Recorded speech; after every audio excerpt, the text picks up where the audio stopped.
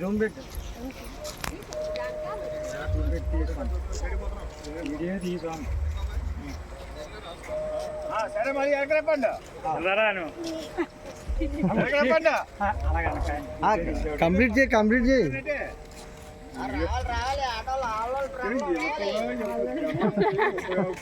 అక్కడ